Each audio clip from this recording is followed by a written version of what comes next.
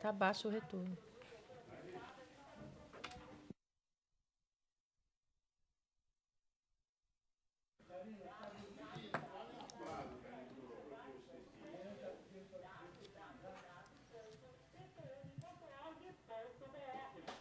Tá bom. Aumentou bastante. Eu não tenho aqui caneta. Já estamos pela internet? Sejam bem-vindos vocês que estão aí conosco pelo site www.gentequefala.com.br. Já já vamos dar início ao programa ao vivo. Seja sincero.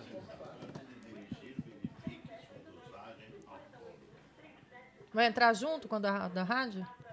Vai entrar junto? Esse é um sticker para colocar em carro? Não, nos bares e restaurantes. Vai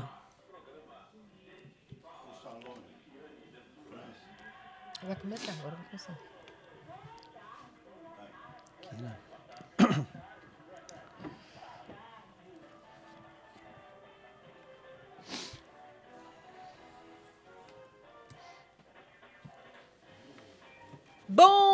Bom demais conversar mais uma semana com vocês todos pelo Gente que Fala, não só na Rádio Trianon 740M, mas também ao vivaço.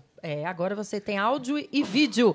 www.gentequefala.com.br. O ícone é TV Êxito. Então vá até lá que você, além de nos ouvir, vai nos ver. E vai conferir aqui a elegância dos nossos convidados que se preparam na segunda-feira para estar aqui conosco e também os seus comentários inteligentes. Quero lembrá-los ainda que nós temos um encontro marcado de segunda a sexta aqui ao meio-dia e também à meia-noite pela TV aberta, canal 9 da NET, canal 72 ou 99 da TVA. Dito isso, gente, eu só tenho que te convidar, te intimar para participar conosco, também através do telefone do ouvinte, que é o 50813782. Repetindo, 50813782. A alegria em tê-lo aqui, delegado de polícia Rubens Rezende. Como vai, Rubens? Tudo bem, Liliane. Muito obrigado pelo convite. É sempre um renovado prazer estar aqui no Gente que Fala. Saudades dele, o vereador Floriano Pêssaro, aqui conosco do PSDB.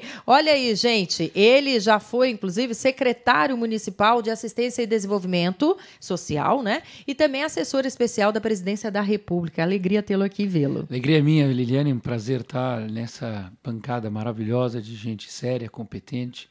E que lindo que está aqui. Você gostou? Nossos estúdios maravilhosos. Parabéns a você, ao Camunha. Parabéns ao programa Gente que Fala. Ô, Pêssaro, e parabéns a você que completou mais um ano de vida, colheu mais uma flor no seu jardim ou plantou? Mais um aniversário. Fica melhor. Mais um aniversário. Mas o melhor é estar junto com os amigos, né? A quantidade de pessoas que me felicitaram aí pela data do meu nascimento foi muito bonito. Muita gente, foi muito bacana. Mas porque você é muito bacana, né? Obrigado. Que a gente planta, a gente colhe. É ou não é, meu querido engenheiro e empresário Luiz Alberto de Araújo Costa? Ele, gente, é presidente da Associação das Pequenas e Médias Empresas de Construção Civil do Estado de São Paulo e cidadão paulistano, graças a Deus. Muito obrigado. Mais uma vez a oportunidade de estar aqui.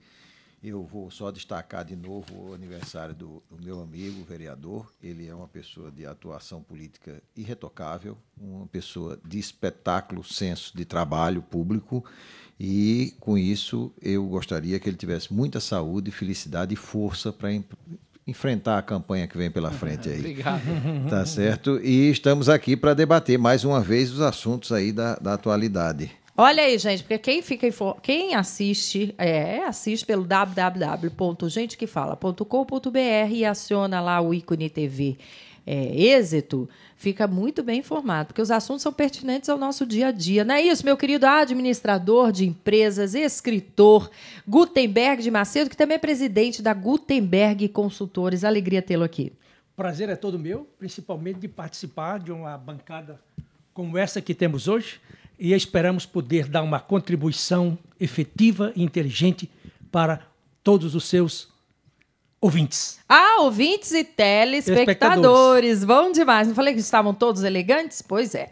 Olha, eu conto com a sua audiência aí até 13h aqui pela Trianon e depois tem reprise do programa também no www.gentequefala.com.br.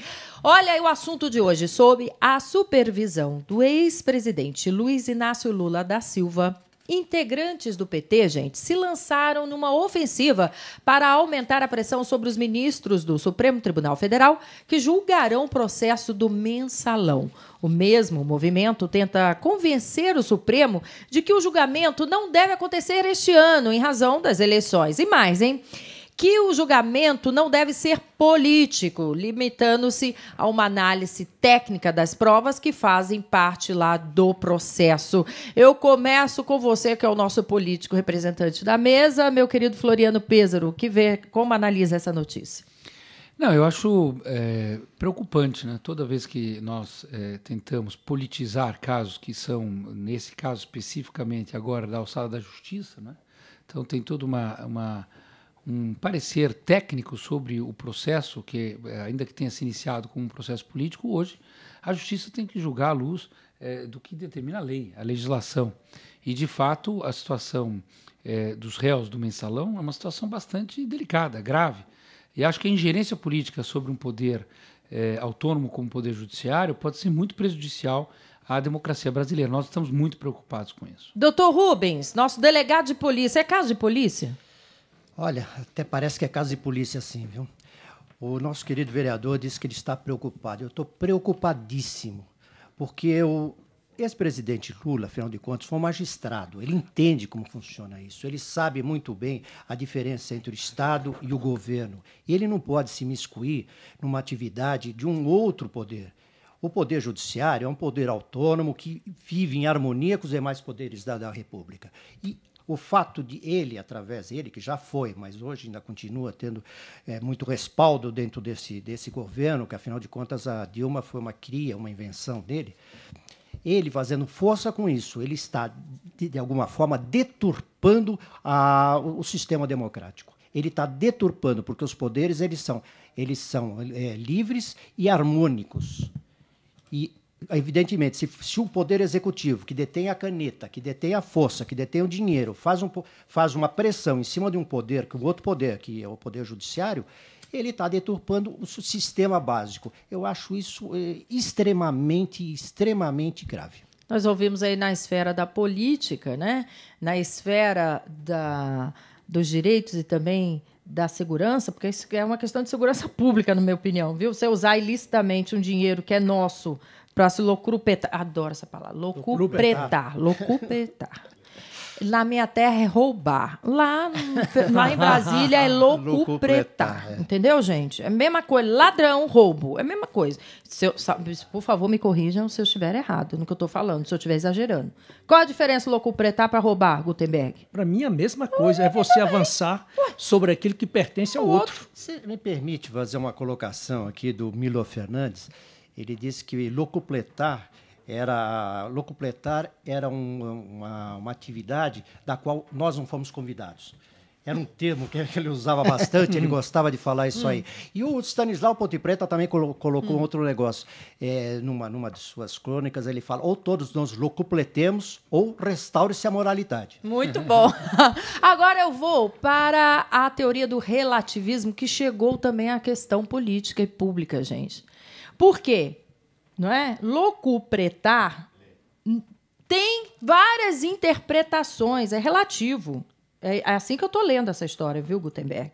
E meu querido também, que é empresário e que sabe muito bem quem locupleta, quem não locupleta e como locupleta, porque é uma área da construção civil que as pessoas têm mania de onerar, né, os valores, aumentar em demasia, principalmente quando se trata de obra pública.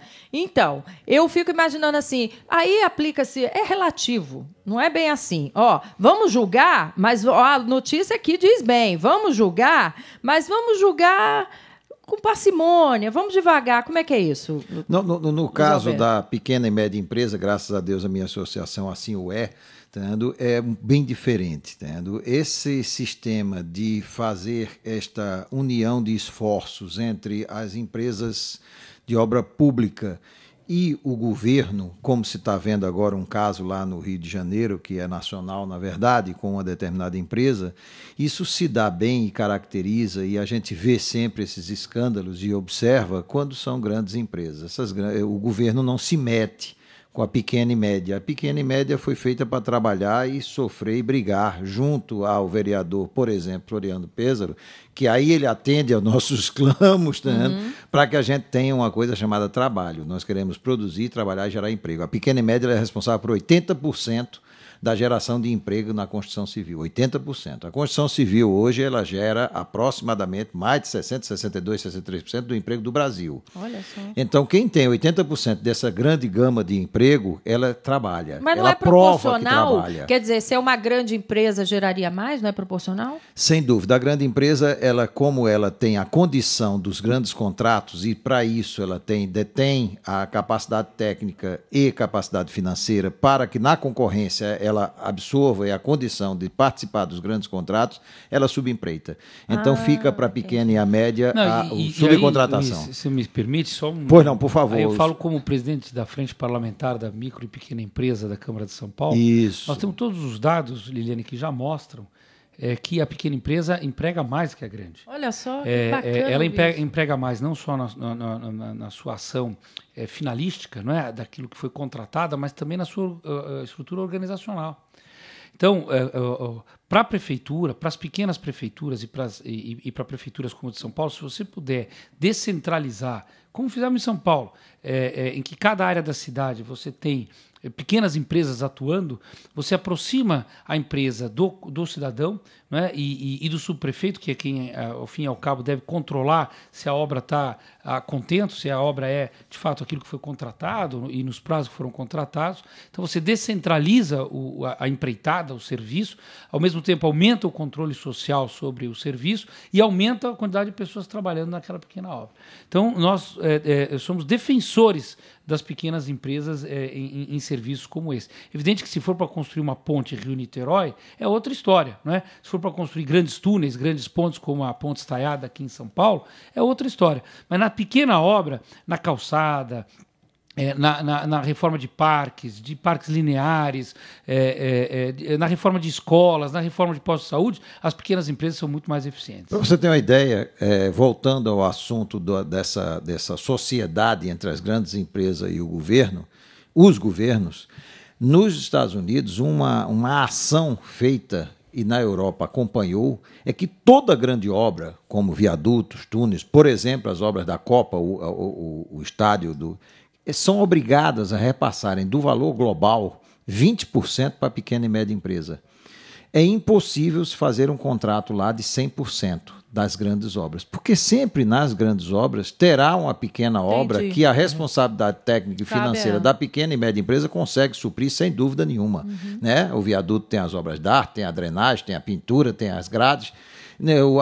O túnel tem a mesma coisa, tem as laterais, as calçadas, a drenagem, o meio-fio, a calçada, e assim por diante. O campo de futebol tem o vestiário, tem o local de entrada, tem o estacionamento, tem tudo que uma pequena e média pode fazer sem a mínima dúvida pela capacidade que ela tem. E diverge também a qualidade dessa mão de obra? Sem dúvida. A qualidade da mão de obra, quando você faz a inspeção, a administração e a gerência diretamente, ela melhora bastante a qualidade. Quando você faz isso através de terceiros e subcontratações e gerência de outras pessoas empregadas, essa qualidade da mão de obra, a tendência é cair. Então, a qualidade do serviço, tudo melhorou a partir disto. E a grande empresa, ela participa, às vezes até fazendo o funding, né, trazendo dinheiro para a construção da obra através de contratos externos, mas ela tem que submeter esses 20% de garantia de mercado.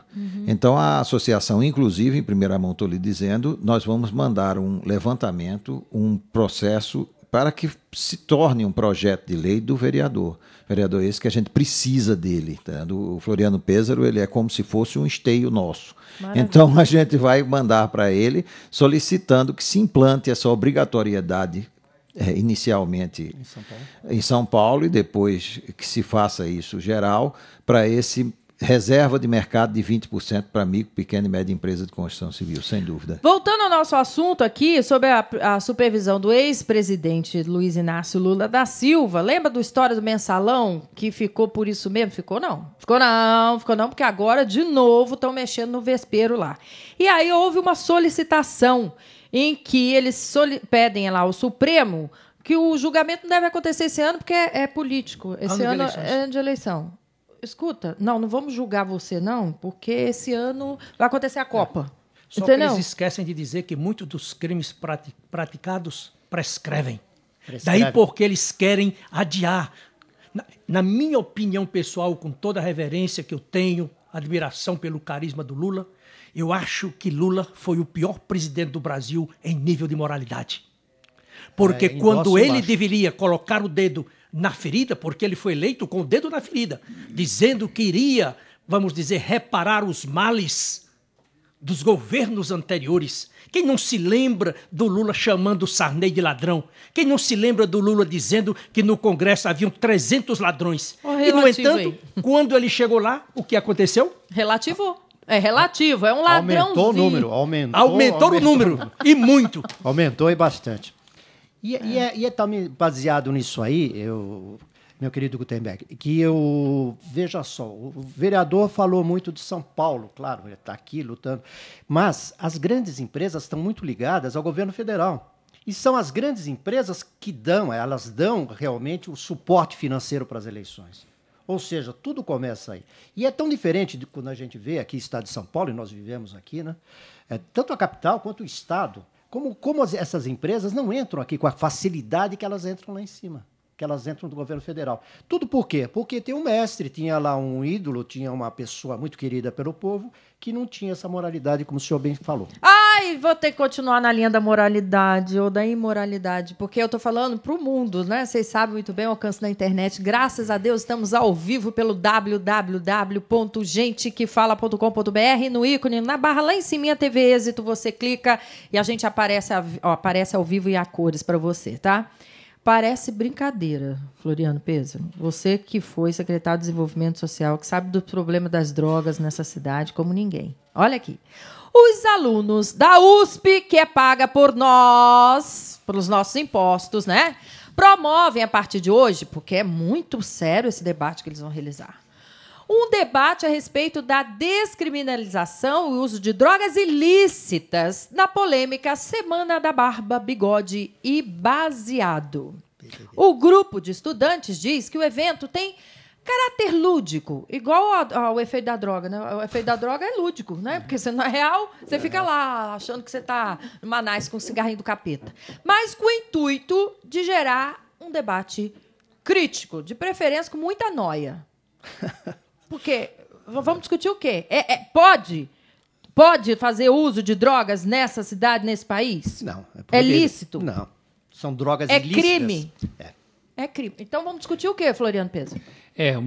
Acho que é fora de propósito, né? Acho que discutir a descriminalização das drogas é algo que pode ser salutar do ponto de vista do debate sobre o bom combate que se faz às drogas, mas jamais estimular esse debate recheado com drogas, né? Quer dizer, aí, também é um pouco de exagero. O nome já veio. Gente, isso aqui já seria caso de punição para mim. Ai, Liliane, você é muito severa.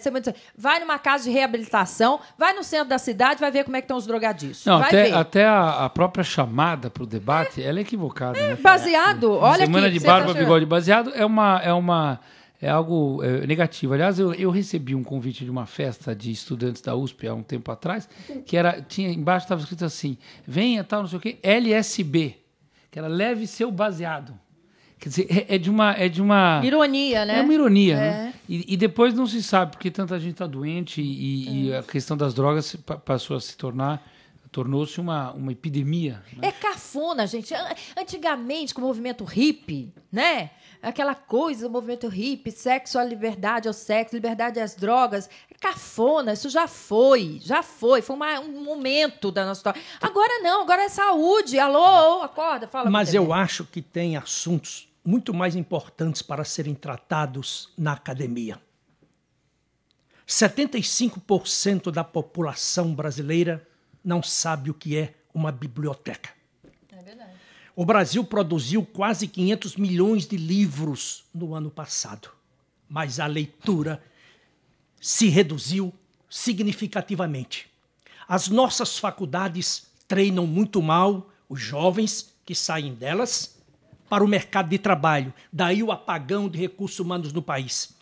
Em vez de nós estarmos discutindo a necessidade do fomento de mais tecnologia, mais desenvolvimento, mais preparo dos brasileiros para competir numa economia global, nós estamos discutindo esses assuntos de fundo de quintal.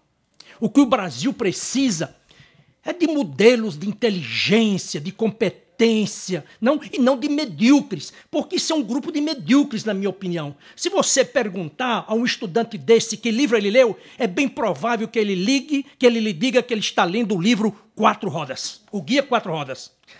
É porque para ele pode parecer... Então eu acho que nós estamos desfocados. Por exemplo, eu estava lendo hoje nos jornais o caso desses 3 brasileiros, um que estudou em Harvard e 2 que estudaram na Universidade de Stanford, que em questões de meses ficaram bilionários. Um no Facebook e o outro agora... Isso mesmo. E agora tem uma outra moça também brasileira, que era aqui de Alphaville, uma menina pobre que teve de pagar os seus estudos nos Estados Unidos, que está despontando como uma grande celebridade. Então, esses são os modelos que nós temos de passar para o país, e não de um estudante de USP que fica 8 anos pendurado, não estuda, e nós sustentando esses... O quê? Não fala. Então, eu acho que nós temos de ir por uma coisa mais séria, mais contundente, porque, caso contrário, esse país não está sendo desindustrializado. Esse país está sendo comprado. Olhe os setores da economia do país e veja quantas empresas nacionais estão sobrevivendo. As multinacionais estão comprando todas elas. É alimento, é farmácia, é têxtil, produtos de automóveis, autopeças, etc, etc. Não que eu tenha nada contra empresas globais, porque eu acho que as empresas têm que se globalizar mesmo. O problema é que o centro de decisão sai do Brasil e vai lá para fora. Então eu acho que o buraco é mais embaixo. Gente, alguém sabe de alguém que foi preso porque estava fumando baseado? Eu não conheço. Eu conheço gente que foi preso que estava aportando uma quantidade que o fazia traficante. Não de usuário. Então vamos descriminalizar o quê?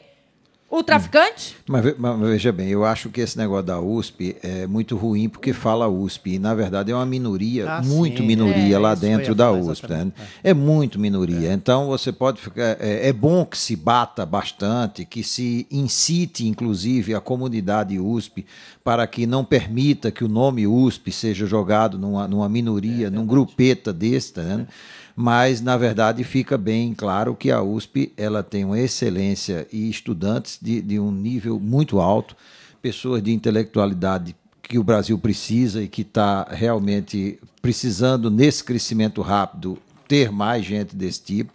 Mas, olha, não esqueçam, é uma minoria muito pequena, tá vendo? Então, a gente... Você acalentou meu coração. Vale a pressão, porque teremos até a ajuda da comunidade da USP. Para quem sem dúvida. Vale por isso, pela pressão. Vale porque a USP vai se indignar com esse nome dela misturado numa minoria, tá vendo?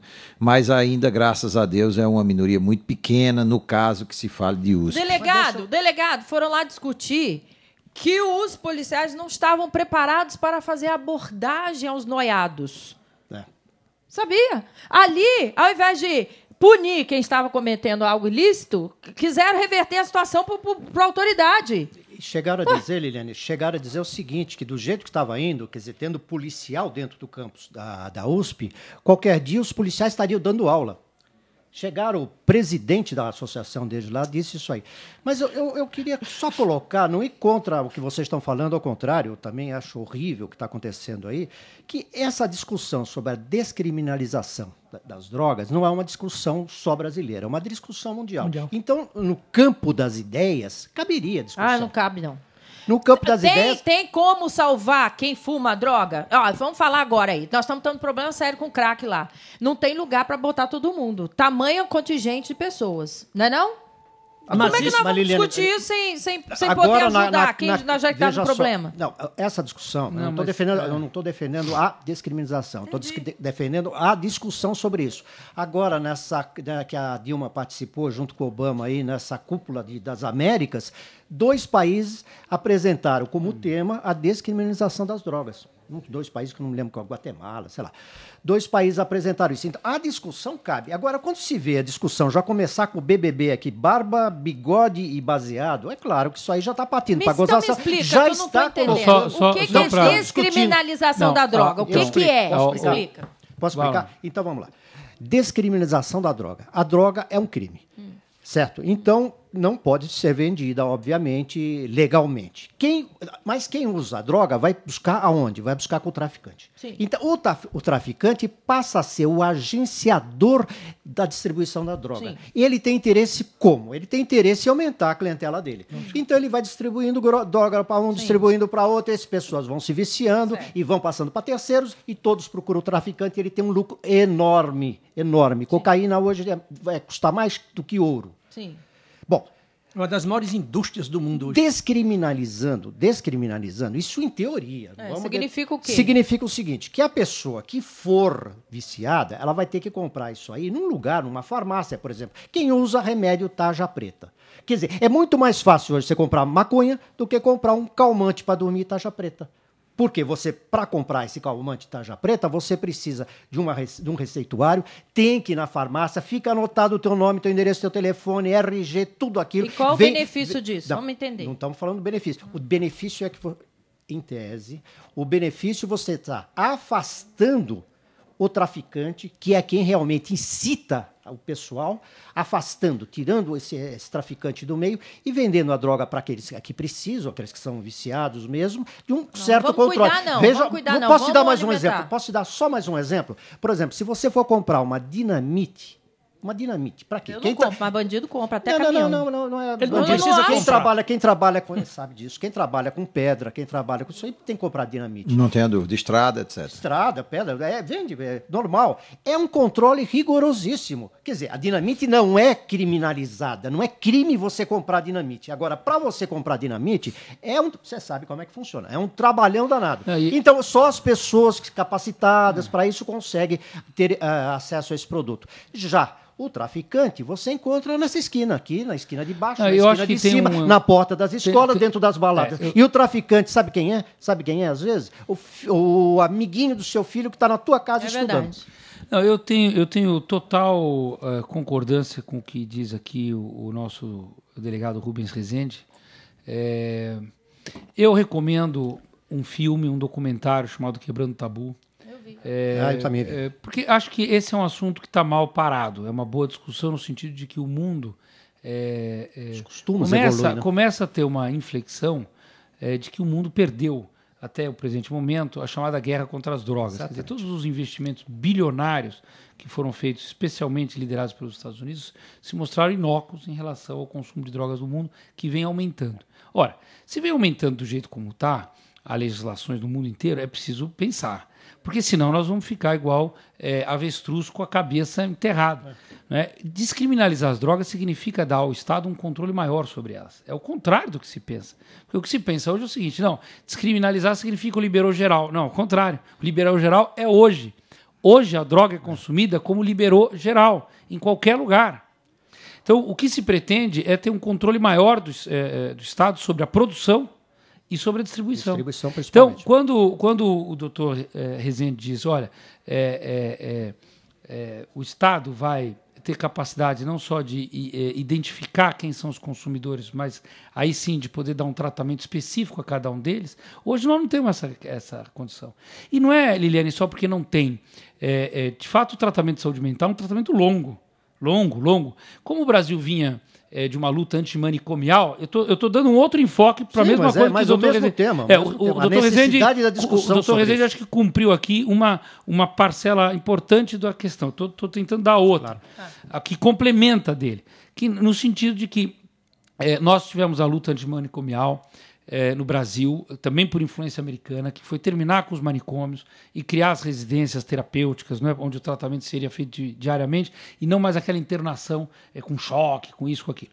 Bom, isso, de certa forma, fragilizou o tratamento de saúde mental no Brasil, que está passando por uma reestruturação. Então, o sujeito que é dependente químico, de álcool ou de cigarro, que são drogas lícitas, esse também tem dificuldade de se tratar. A mesma que tem um dependente de crack, cocaína ou maconha. Igualzinho. Vai procurar, você que tem um parente alcoolista, alcoólatra na família, vai procurar tratamento para ele. Não tem. Veja o que aconteceu com os jogadores de futebol famosos aí, como Casagrande. Quantos anos? 10 anos de tratamento para se liberar da dependência química. E aí, por último, tem uma outra questão interessante, que é a questão, aí sim, lúdica mesmo. Quando se fala de drogas proibidas e drogas liberadas, as drogas proibidas, e isso por pesquisas, mostram que as drogas proibidas chamam mais a atenção dos jovens, dos adolescentes. Eles procuram mais as proibidas do que as lícitas, do álcool e o cigarro. Aliás, o cigarro vem caindo, graças a Deus, vem caindo, e é uma campanha muito forte, vem caindo. Mas o álcool ainda não, que é outra droga que precisa ser fortemente combatida. Eu entendi tudo. Só mais uma coisinha, que houve um momento em que a droga ela glamorizada. Não, mas tô falando da cafona. Não, hoje em dia é absolutamente cafona, como é o cigarro. Não é como cigarro. Quem não lembra, se assistia um filme, você ligava o filme, começava o filme, ela acendia o cigarro, mudava de cena, acendia o cigarro. Outro dia eu vi um negócio interessante na internet, eles digitalizaram aquela revista que todos nós lemos, quem tem mais de 50 anos leu, que é o Cruzeiro. E eu estou vendo aquilo, reportagens incríveis, parecia Marta Rocha, Pelé no início da carreira. E, de repente, uma reportagem lá de uma madame aqui em São Paulo que dava aulas para as mulheres de como fumar. Que horror. Não? Quer dizer, hoje em dia, isso é um verdadeiro absurdo isso aí. Hoje é um completo absurdo. E esse glamour do tóxico, das drogas, acabou. Então, agora precisa começar a parte do tratamento mesmo. Gutenberg, eu vou te falar uma coisa, que eu gosto de botar a lenha na fogueira e também porque é o que eu penso, entendeu? Você não pode com ela, junte-se a ela. É isso que me soa, sabe por quê? Os países, você citou os Estados Unidos, meu querido Floriano Pêssego, nosso vereador. Nos países árabes, o que acontece? Fuzilam. Aqui é a mãe da impunidade que gera isso tudo, que move. Existe outra coisa também que eu acho que é importante nessa discussão, o papel dos pais. Ah, sim. Os pais estão ausentes na maioria dos casos, porque todos estão preocupados em serem bem-sucedidos, em ganharem dinheiro e entregam a educação dos seus filhos, as babás eletrônicas, às babás, a professores que eles não conhecem, que não sabem qual é a sua formação moral, religiosa, filosófica, etc. Então eu acho que primeiro nós temos de debater o assunto em nossas casas, porque o Estado tem se demonstrado, principalmente o brasileiro, ineficaz em tudo aquilo que ele faz. Temos leis, mas não temos a aplicação da lei. Então, para que se criar mais leis? É verdade. Muito bem. Quer comentar, Luiz Alberto? Eu acho que ele está certíssimo. O Estado vai se meter nisso, acho que nunca, né? Eu não acredito na descriminalização das drogas. Esse fato, infelizmente, vai perdurar até onde vire uma calamidade, porque aí vai acontecer na marra. Mas eu acredito que o Estado poderia tomar o rumo de tentar ver se conseguia fazer uma campanha educativa, etc., ligando a droga, sim, à casa. A residência hoje eu acho que é o fato principal da utilização de droga. O marido ele não aguenta nada da esposa, a esposa não aguenta nada do marido, já se separam. Assim por diante, eles procuram cada um ganhar mais, né?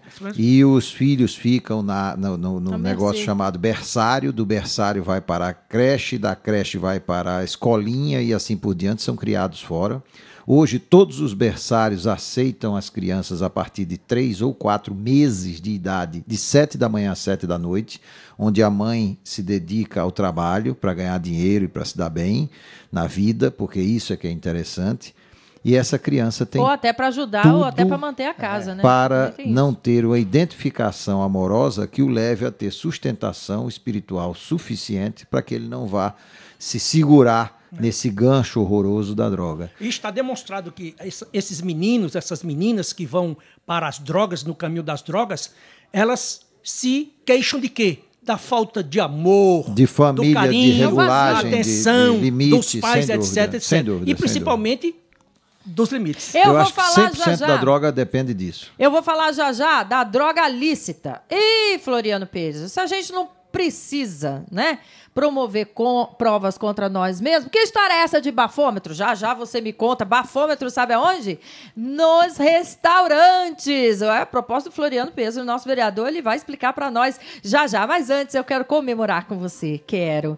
Essa é uma vitória, gente, que nós temos a satisfação de dividir aí com você que está me vendo, me ouvindo.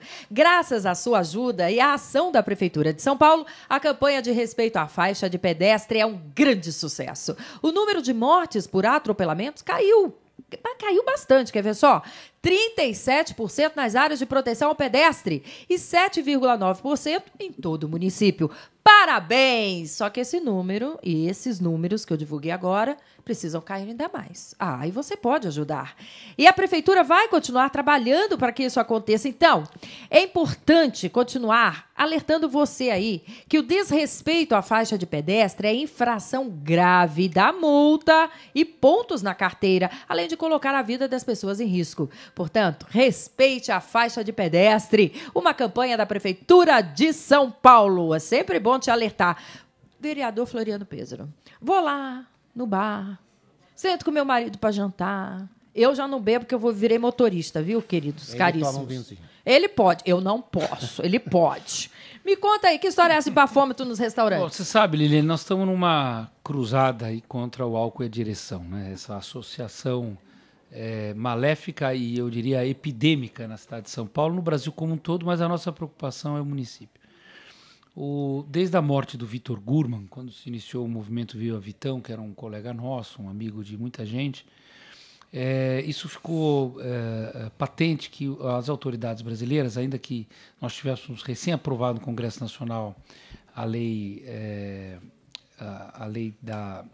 que proibia o consumo de bebida, a chamada lei seca, somente a fiscalização não era suficiente. Então era preciso uma grande campanha de esclarecimento público e era preciso medidas efetivas e locais para que a lei seca pudesse ser complementada com outras legislações que auxiliassem no mesmo espírito, digamos, do legislador. Então, por exemplo, nós apresentamos imediatamente, naquele momento, uma lei proibindo a venda e o consumo de bebida alcoólica em postos de gasolina. Por quê? Porque nós percebemos que os postos de gasolina era uma área fácil de estacionamento, não tem valet, tinha um pátio grande.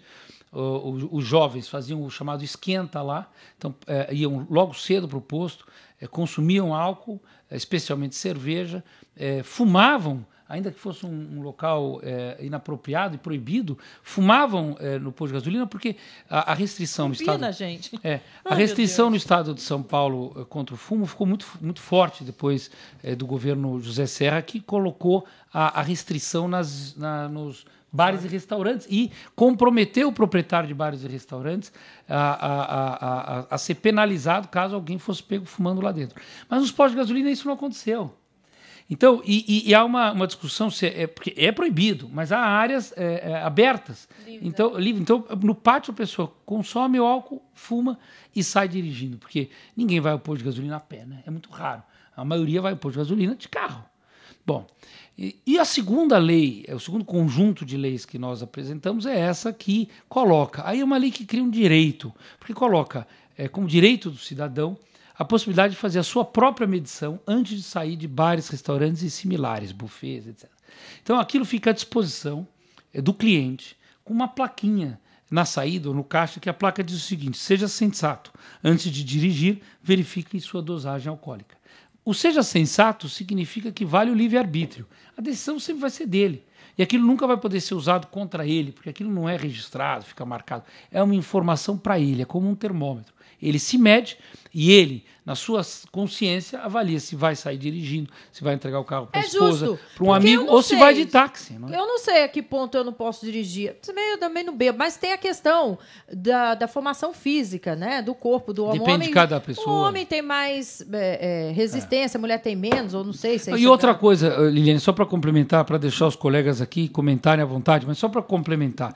Muitas vezes a gente vai a um restaurante com os amigos, toma uma garrafa de vinho e você sai sem estar bêbado. Você não está bêbado, mas você também não está sóbrio.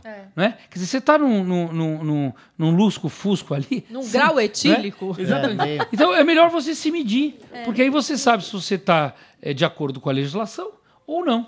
Né? Então é uma questão de responsabilidade. Muito bem, vamos, Gutenberg. Eu acho o seguinte, que uma lei dessa, apesar de ser apropriada, mas ela, em pouco tempo, será inócua. Por quê? Porque os automóveis já estão saindo com aparelhos em que você não dá partida no carro sem que você faça esse teste. Mas já trouxeram para o Brasil? Não, mas vai chegar em breve. Lá fora já tem. Agora, veja aqui uma coisa interessante sobre isso. Então sua lei está valendo. Não, é bacana. Essa dos automóveis é maravilhosa. Olha aqui, o Brasil cria 776 normas burocráticas por dia útil.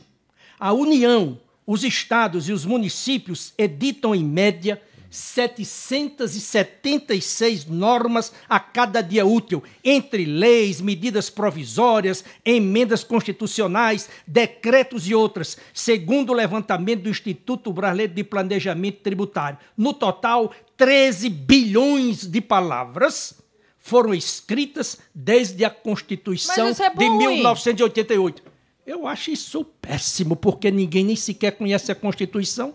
Pergunte ao brasileiro, a menos nós que estudamos direito, quantos verdadeiramente já leram a Constituição? Ninguém sabe quais são seus direitos e deveres. Então eu acho que nós estamos discutindo coisas especiais, nós temos que ir mais profundo, mais no íntimo da alma brasileira, do sistema governamental, da política, da educação, da economia, entre tantas outras coisas. Não adianta só se criar lei. Nós temos de investir na educação de um povo. Um povo que não tem educação não tem futuro. E essa educação começa onde? Na casa. Quando o filho vai para uma escola e o pai atravessa o sinal vermelho, quando ele para no lugar onde não deve parar, o que é que ele tem ensinando ao filho? Faça cavalo de pau amanhã, meu filho. Você tem condições de fazer. Então nós temos que discutir o básico primeiro. Nós estamos discutindo coisa de primeiro mundo quando ainda estamos aqui num patamar de quinto mundo. Mas eu vejo essa lei do bafômetro aí, eu gosto dessa lei, não, essa proposta do Floriano, muito legal. Porque você vai na farmácia, você se pesa. Tem a balança lá. Né? Podia botar também nos restaurantes que a gente ficava mais educado. Principalmente não, aqueles self-service. vai lá. É válido. Eu mesmo nunca vi um bafômetro. Eu já vi pela televisão. Pessoalmente, nunca vi. Eu acho interessante. Meu marido ia passar por lá rigorosamente. Eu ia dizer, tu tá engordando? Mentira, marido. Vamos lá. Vamos, Alberto. Não. Vamos voltar aqui primeiro para a criação de leis. Se elas não forem com o intuito de burlar burocraticamente o acesso a contratos, a trabalhos, etc., eu acho que as leis têm que ser feitas porque elas acompanham o desenvolvimento, o crescimento e a mudança que a sociedade impinge todo dia, toda hora no sistema. Existia uma coisa, não existe mais, aparecia uma forma de fazer algo, não existe mais, então, infelizmente, essa quantidade de lei parecendo absurda, mas quando você olha que São Paulo, Estado, tem mais de 600 municípios, a coisa já começa a parecer razoável. Agora, quanto à lei de se medir a quantidade de bebida, é espetacular, porque você vai ter a condição de até mudar, eu vou de táxi, ou vou pegar outra pessoa, ou pegar uma carona, ou coisa que o valha. Isso é muito interessante, sem dúvida nenhuma, acho que o pessoal vai gostar disso, e hoje eu já me privo muitas vezes de tomar uma cerveja, que eu não sei se eu tomando uma cerveja eu vou sair daquele jantar ou almoço ruim ou bom. É por isso que está mais bonito, então. Graças a Deus. Desculpe, porque Luiz Alberto está mais elegante. Não, me privo às vezes por conta disto. Tá? Então eu louvo mais uma vez o vereador, é uma atitude inteligente. Muito obrigado. Os carros para chegarem com isso vão demorar bastante. Quando você estiver dentro do carro, tá vendo, ele não der partida na terceira vez, ele será feito uma mecânica para que isso seja desligado, porque eu já estou dentro do carro, já decidi dirigir e o carro está mandando eu não sair. Então eu vou quebrar esse troço e vou tirar isso de mim. É muito mais elegante, muito mais oportuno e dá um espaço de decisão muito maior se ele fizer isso no restaurante, no bar, lá no buffet, etc. Então eu achei inteligentíssimo e muito bom. Tá, vereador, meus parabéns mais uma vez. Só lembrando, Luiz, que essa, Gutenberg, isso é importante, essa é uma medida. Nós não temos condição de, numa canetada, resolver os problemas. Né? Seria fácil. Com certeza. Eu acho que o ponto de partida, o Gutenberg falou com absoluta propriedade, é a educação. Nada é mais importante que a educação e nada é mais eficiente que a educação. Mas o cigarro, nós tivemos esse sucesso por conta disso. Na bolsada. Tira o cigarro de dentro do avião, tira o cigarro de dentro do ônibus, tira o cigarro de dentro do restaurante, tira no seu... Onde tem uma cobertinha, você tira o cigarro e assim vai. Claro, e com esse monte de pressão, a pessoa foi começando a desistir. Não, eu acho que por isso que eu digo, não é uma medida, são algumas medidas. Eu só queria que o senhor inventasse mais umas 32 a respeito desse assunto para finalmente a gente não tenha o crime de dirigir bêbado. O bafômetro custa R$80. Você pode comprar na internet. Zenilda vai ter bafômetro na internet lá em casa. Você compra bafômetro. É um aparelho bem barato, bem acessível. Aliás, cada um pode ter o seu, inclusive. Não é legal. Que gostam de beber muito. Você recebe amigos em casa, fala, você está em condição de dirigir, não tem problema. Pronto. O Gutenberg falou desse número absurdo de leis e normas que são criadas aí. Realmente não tem cabimento. Lugar nenhum do mundo tem tanta norma e tantas leis. Mas muitas dessas normas foram criadas para criar dificuldade para que se possa vender a facilidade. O problema maior é esse. Não são normas, como é o caso da norma apresentada pelo nosso querido vereador, o Floriano, de que o que é isso aí? A pessoa faz se quiser. Ele vai sentir se ele está em condição ou não de dirigir.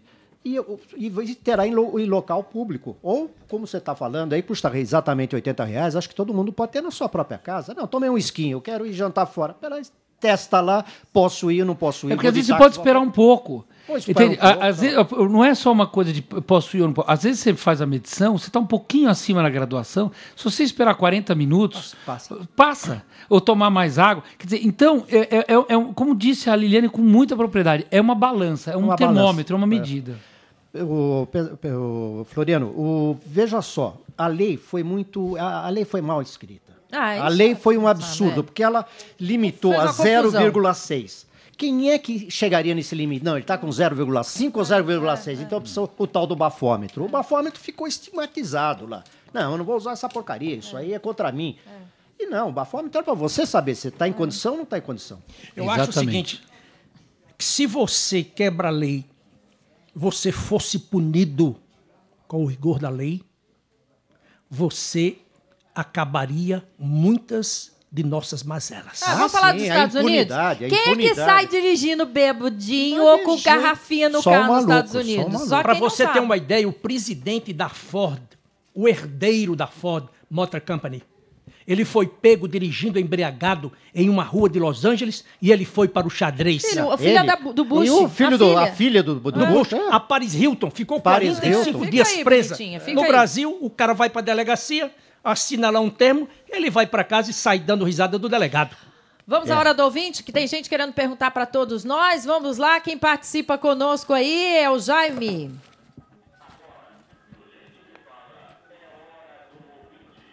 Boa tarde, Jaime, querido, do Jardim Bonfilholi. Luiz Alberto, ele fala, qual é a sua posição sobre o possível Ministério da Pequena e Média Empresa?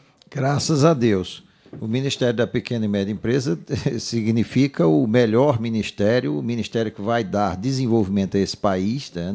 Não é a grande empresa, a multinacional e a enorme empresa que dá emprego, é a pequena e média que gera emprego. Não existe outra modalidade de desenvolvimento que não seja o emprego. Enfim, no Brasil, graças a Deus, está se olhando algo que se pesque realmente aquele ministério que necessita. Não estou querendo fazer nenhum trocadilho com o Ministério da Pesca, mas sim que se faça o ministério necessário. Aliás, porque o Ministério da Pesca é um desastre completo, né? Desde a criação, que foi por uma acomodação política, e agora a gente vê que o resultado dele é um negócio criminoso. Eu não sei por que o Ministério da Agricultura não sente vergonha de não ser o dono de uma seção da pesca. Uma vergonha. Não, posso falar? E alguém que saiba o que é construção, né? Porque o nosso ministro já admitiu. Não sei pescar, vou aprender. Está sendo pago para aprender. Né? Agora, eu gostaria de ver, eu acho que é muito mais importante para o país, não que não seja a criação de um ministério, porque eu entendo que 80% dos empregos em nível global são criados pelas pequenas empresas. Mas eu gostaria de ver, com mais profundidade, com mais seriedade, não com esse populismo do nosso governo, o incentivo ao espírito empreendedor, a criação do seu próprio negócio. Para quê? Para que o país tome verdadeiramente uma dimensão de um país forte, baseado na competência, na seriedade, na disciplina, na perseverança, na idoneidade, no caráter ilibado, que são coisas que nós discutimos superficialmente. O empreendedor, inclusive, ele leva uma coisa chamada concorrência. É isso mesmo. Que hoje a concorrência dentro de um mercado leva à perfeição. Perfeição em todos os sentidos. De honestidade, de prestação de serviço, de excelência, de inteligência, de aplicação das normas do mercado internacional, enfim. Isso é um espetáculo. Com certeza. O Marcelo, parceiro, do Tatuapé, alô, Tatuapé para você, Floriano Pêssaro, nosso vereador, qual será a posição e a atitude do PSDB em relação àqueles deputados e mais o governador do partido que estão envolvidos nas gravações do Cachoeira?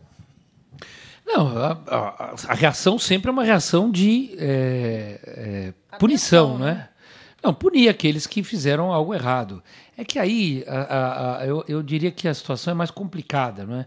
Porque o caso Cachoeira é um caso que tem relação com o Partido dos Trabalhadores. Ele se inicia com o governador, aliás, com um deputado do PT e depois com o governador Guinelo Queiroz.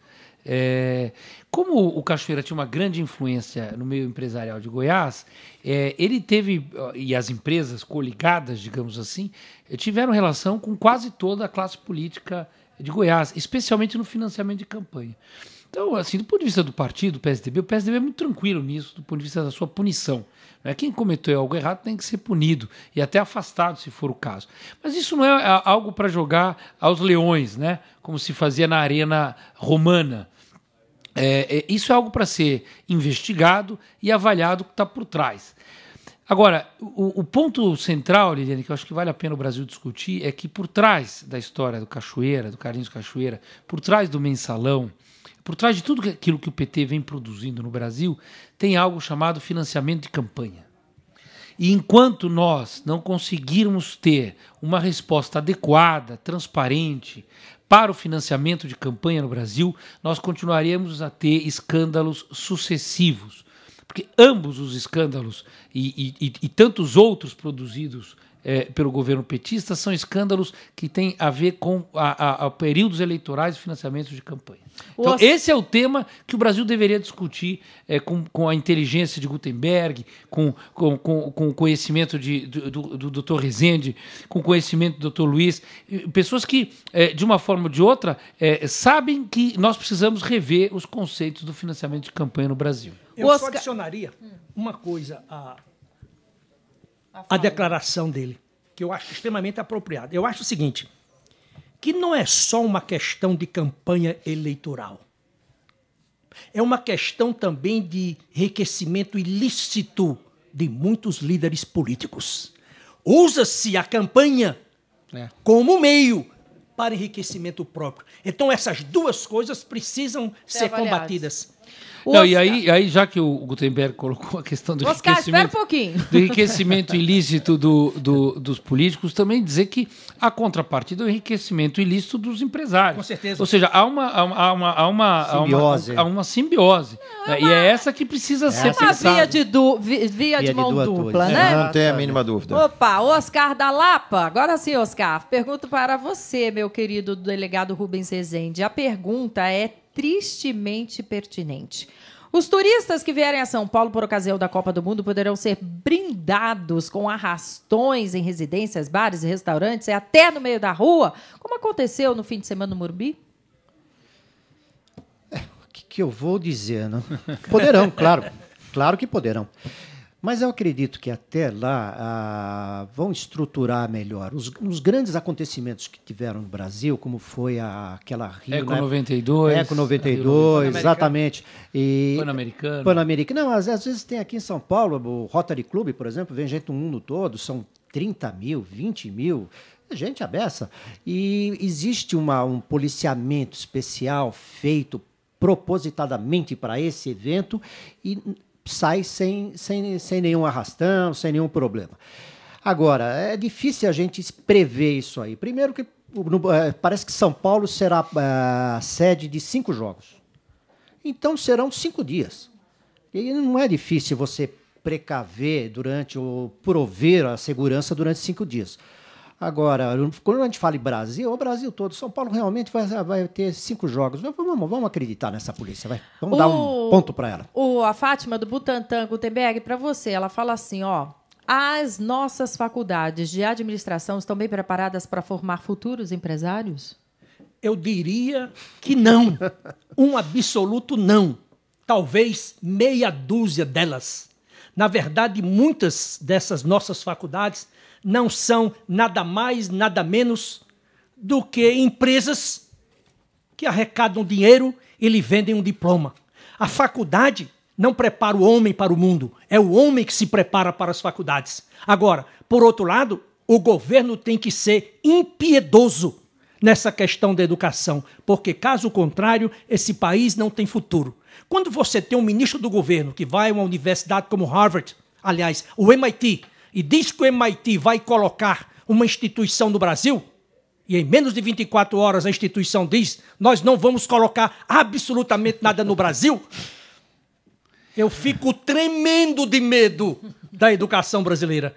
Literalmente tremendo, porque eu acho que a coisa não é séria. Luiz Alberto, nós estamos caminhando para o fim, mas eu quero, não antes de terminar, eu quero ouvir a sua opinião sobre isso aqui. O promotor de habitação e urbanismo, José Carlos Freitas, vai convocar na próxima semana representantes da Prefeitura de São Paulo, também do Corinthians, para cobrar o débito de 12 milhões assumidos pelo clube pelo uso do terreno cedido para a construção do Itaquerão. Sem a contrapartida paga, o terreno deve, por lei, voltar para a Prefeitura. Suas considerações? Isso já era uma tragédia comunicada, né? Como é que o Corinthians, falido do jeito que era, poderia fazer algo de R$1 bilhão, 800 e poucos milhões, terá um pequeno TA para 1 bilhão.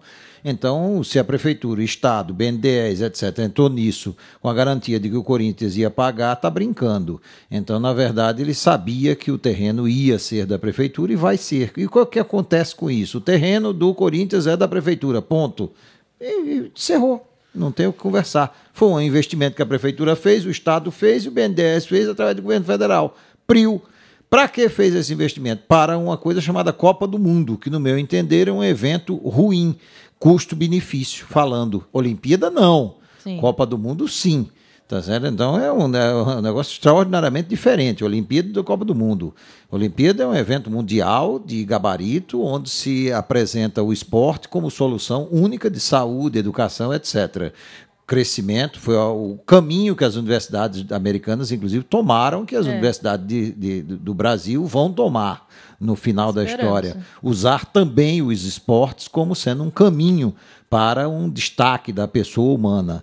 Agora, a Copa do Mundo, não, tá certo? E nós, inclusive, nem somos mais os jogadores melhores do mundo. Estamos vendo aí todo dia essa história. E a Prefeitura assumiu isso, tá vendo? E entendi. Hoje tem que 30 segundos, fazer para acabar. Olha, outro dia nós recebemos aqui, você recebeu aqui no seu programa, o Walter Torre. E o Walter Torre falou sobre a arena. Aí sim. Ele está construindo a arena. A arena, vai custar aquilo que é uma construção muito mais difícil, mas extremamente mais difícil do que o Itaquerão, porque o terreno está pronto, é lá no meio da cidade, só pode trabalhar à noite, é complicadíssimo. E sabe quanto é que o senhor vai colocar lá na arena? 400 milhões. Zero.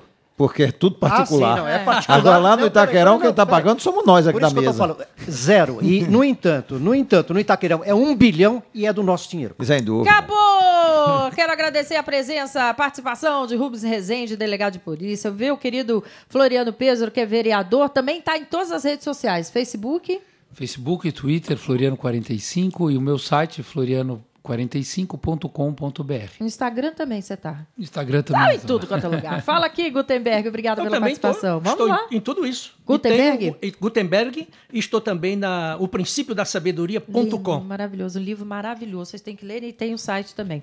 Luiz Alberto, obrigada, querido. Eu é que agradeço a oportunidade. Vamos terminando mais um dia com de saudades, debate. viu? Amanhã tem muito mais ao vivaço e você pode assistir esse e outros programas no www.gentequefala.com.br. Lembrando que esse programa tem a direção geral do jornalista Fausto Camunha, a diretora de produção Zenilda Salvato, produção Nicole Dalmaso, Soneildo Neres, na técnica Dante Genari, Darina Freitas, Felipe Batista, Luiz Las Casas e BDBD. Não esqueça, hein? Eu te espero amanhã, ao meio-dia. Um beijo e até lá.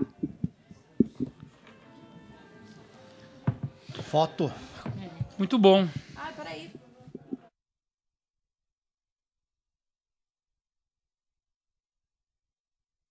Pela atenção. Um beijo a todos. Agora vocês acompanham aí os bastidores, né? Foto pro Facebook, aquelas coisas. Beijo.